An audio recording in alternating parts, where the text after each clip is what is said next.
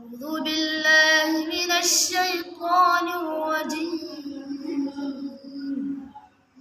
بسم الله الرحمن الرحيم. إنا أنزلنا إليك الكتاب بالحق لتحكم بين الناس بما أراك الله، ولا تكن للخائنين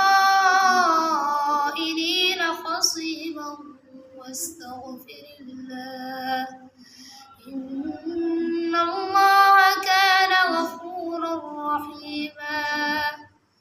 ولا تجادل عن الذين يختانون أنفسهم، إن الله لا يحب من كان خوانا أثيما.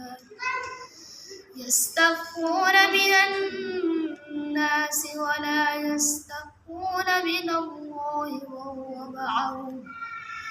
وهو معهم إذ يبيتون ما لا يرضى من القول، وكان الله بما يعملون محيطا.